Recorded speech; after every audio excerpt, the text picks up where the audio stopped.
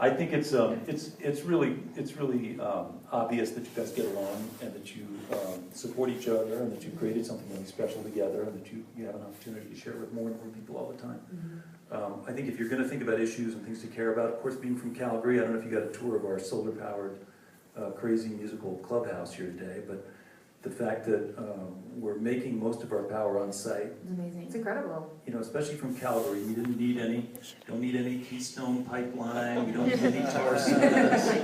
None of that stuff goes into this. We have Sarah. You know, you want something to complain about, just thinking, just wondering.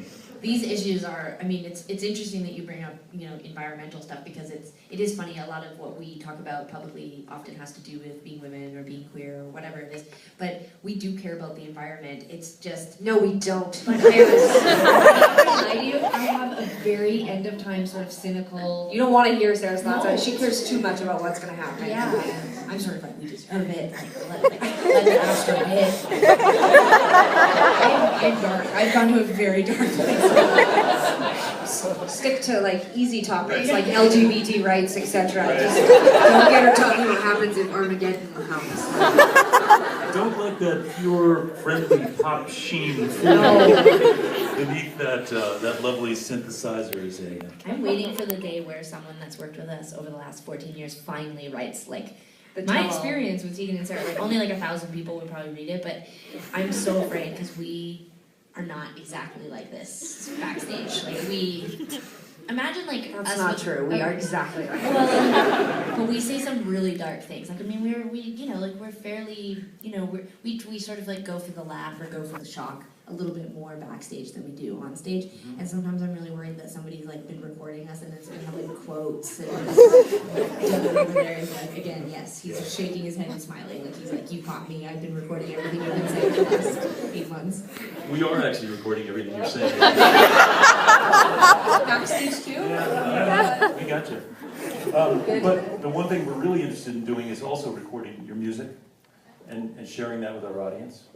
So we're going to do more of that Awesome. in a minute. Are you guys ready? Yeah, Absolutely. absolutely. Again, thank you so much for stopping by and for being a part of this wild little experiment. And looking forward to hearing more. Please welcome back, if you would, Tegan and Sarah.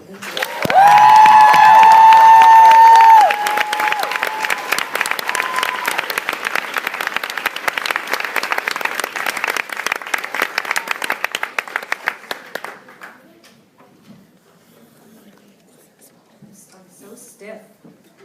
In preparation for the Taylor thing, I did squats for 2 weeks. But it didn't matter because 2 minutes of jumping around with Taylor Swift and I like pulled every muscle in my body. Thank you guys for coming out as well. This is really exciting for us. We've all been looking forward to this a lot. We appreciate you guys coming out. You guys are being a great audience. I'm not a good audience member. I think it's because I have overactive kidneys or adrenal glands. I have to go to the bathroom all the time. It's kind of inconvenient to sit next to you.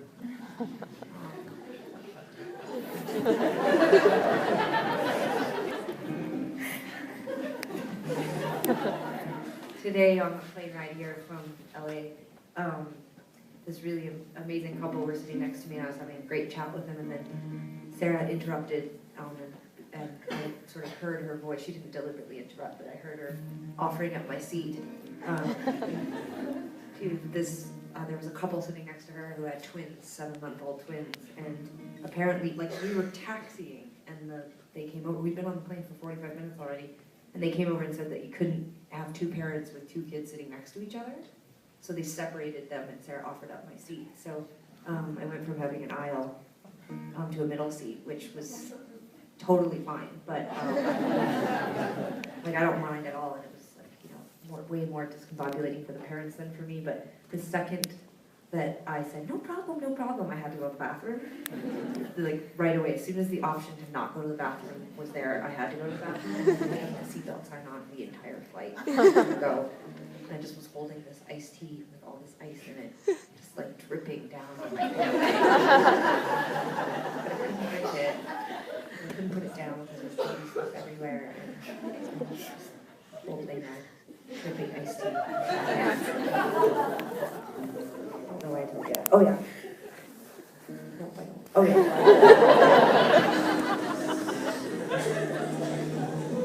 The song is called Fall It Off. Made a few flubs in that one there. A bit distracted. My in-ear was out. Am I playing this right? I started to get really scared.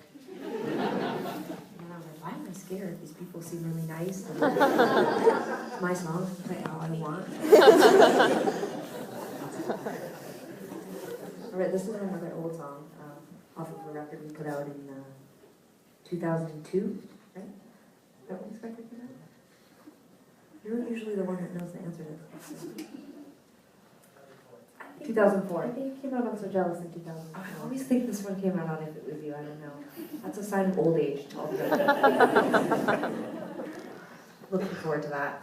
I have the inability to do squats.